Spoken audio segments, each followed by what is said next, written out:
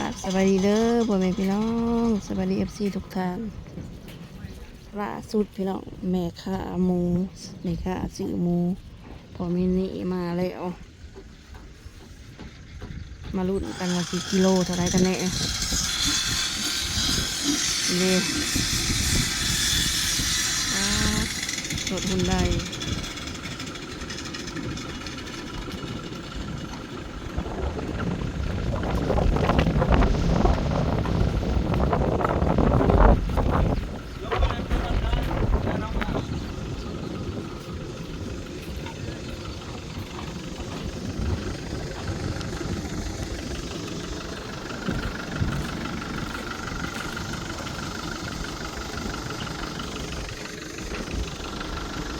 หมูเขาใหญ่กว่าเด้ออันนี้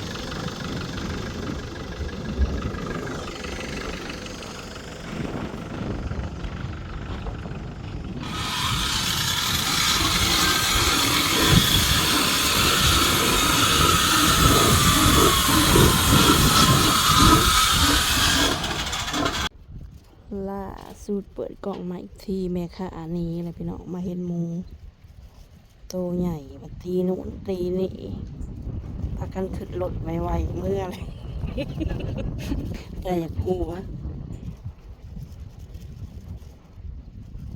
มาตีว่ามันกินอิ่มนู่นนี่นั่นพอเอาจะขึ้นรถไปไว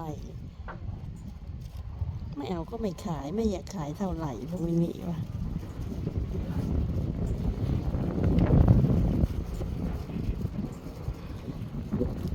สปอนต่อของ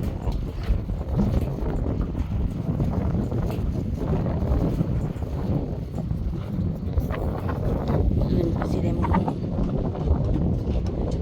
ลมกระแหงถึนเ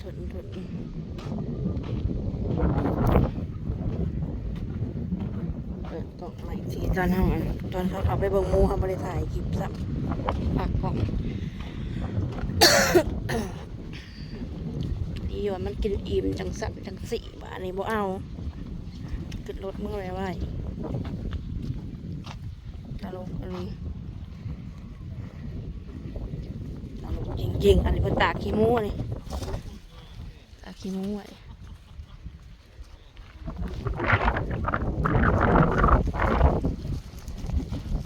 เอาขี้แกะมาผสม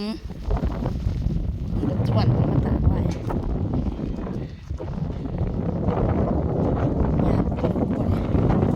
ได้เป็นห่ม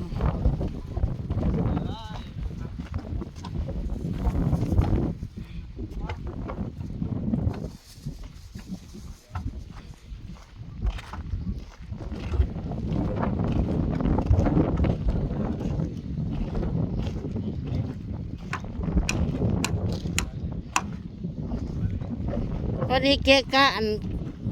นั้นเจ้านะเจ้าได้มากเอาอีกเนาะ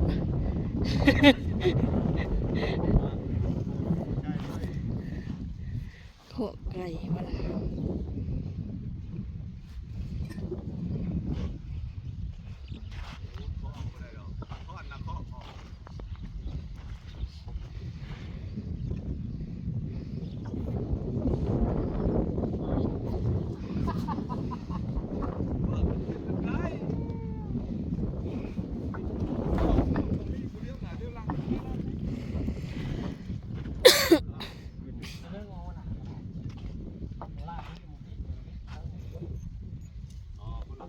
หลังตลอด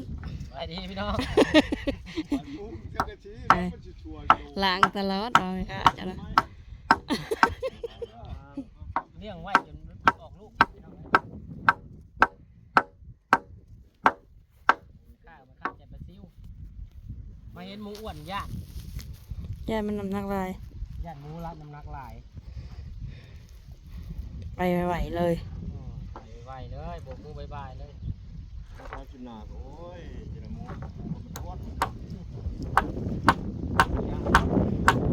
ถอดบ้องนะถอดบ้องบ้องกันถอดตัวนี้ก่อนนี่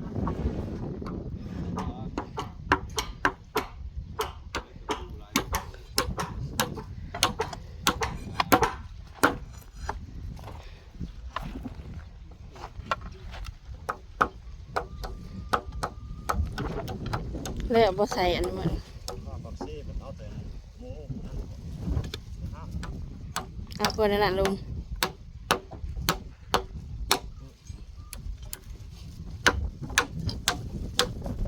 ลูกเสียงท่วงอยู่ได้ยังว่าชิบหายแล้วนะ ฮะ ลูกเสียงบ่ท่วงจะเอาขึ้นหมดแล้ว อยู่อ่ะ ได้ยัง รอคนอื่น ยังมากใหม่บ่ มีแต่หมูซื้อตัวต่อไปคือ อยู่ น้ำหมูบ่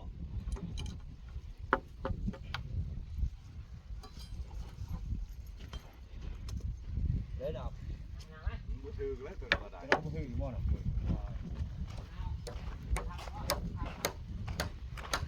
ตลกจริงๆเลย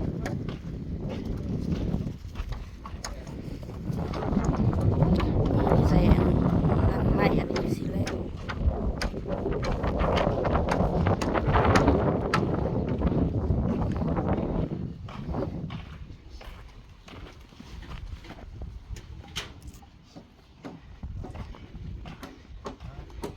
หาคนสิบนเฮ็ดนะพี่น้องเอ้ยหาคน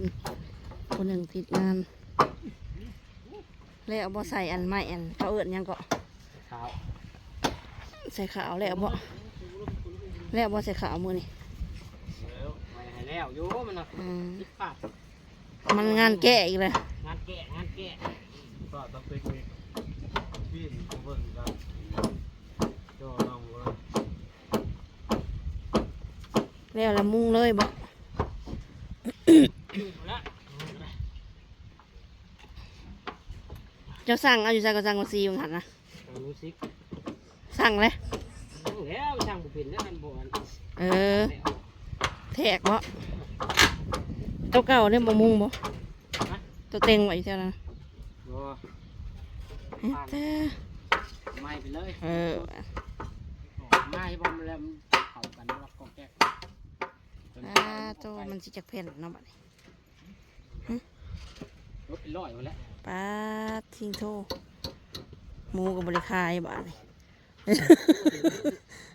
ไปซื้อเงินไปซื้อสังกะสี จะสิไปเอาโม้ได้สักตีอันนี้นู่น บริคายหมูได้สิได้เงินไปซื้อสังกะสีไม่ค่าทางไรมาเบิ่งกระยานมันตัวใหญ่ยามันน้ำหนักหลายหลับบ่ไหวอยู่ซะ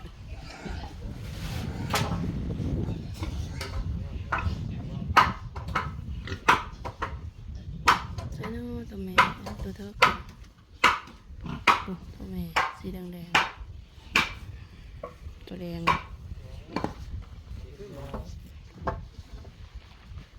อันนี้เขาไก่เพิ่น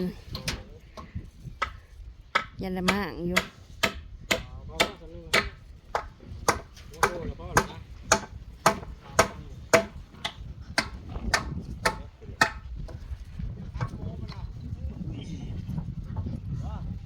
เงาเหยียดเลยบ้านนี้พี่น้องเลย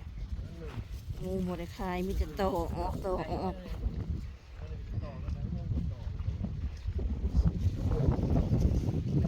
แต่ว่าลังคานเห็ดต่ำกว่าเก่าบริเห็ดสูงสำตัวนี้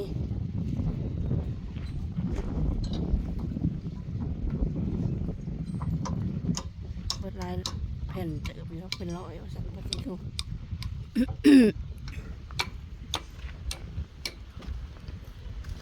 มีจะขยายออกพี่น้องเอ้ย งูบด ไม่ คาย ถามว่าคนไทยก็มีแต่หนีมีแต่ตัวจะได้ขายไหมเนี้ย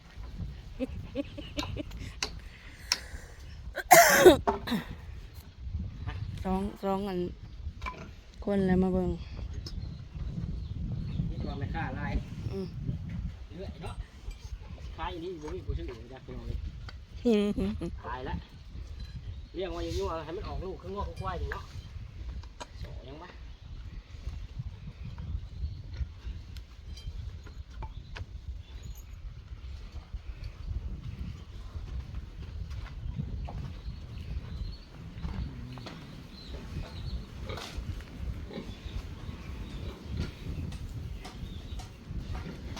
ถ้ามันบรมน้าวนี่หอนเลยนี่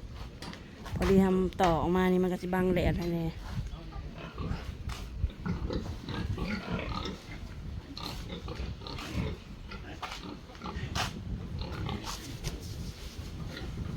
ตัวแม่จองโทรนี่ตัวแม่แต่ว่าสีแดงเนี่ยสิเอาไว้เห็ดแม่พันธุ์แดงไม่ใช่ว่าเห็ดแม่พันธุ์ไก่นะวันนี้ไปใส่เลยอิ่มถ้าใครซุ่มใหญ่ออกเราจะเอาซุ่มน้อยเนี่ยไปใส่ไว้พี่น้องเลยไปใส่คอกไว้ไปใส่คอกตัวอันเอาตัวใหญ่ออกนะ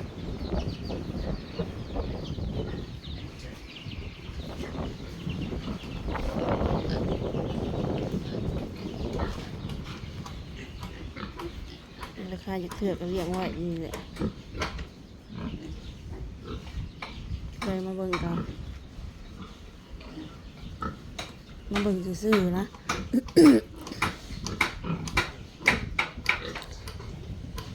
แบบอัน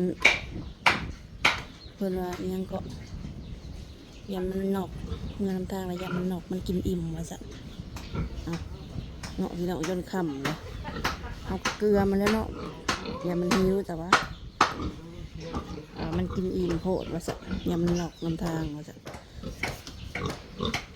เจ้าเล็กมาเบิ่งนะว่าอันคือบริตีว่ามันกินอิ่มกินบ่อิ่มเขาบริตีเนาะเจ้าที่ซองมาสวัสดีว่ามันกินอิ่มแต่ละคนบ่คือกันเลยค่ะก็ได้สงสัยอันมันกินอิ่มเลยมันจะน้ำหนักมันลายมันจะว่าบ่ให้เกลือเบิดมือว่าสั่นระยะมันอยากเลยเนาะว่า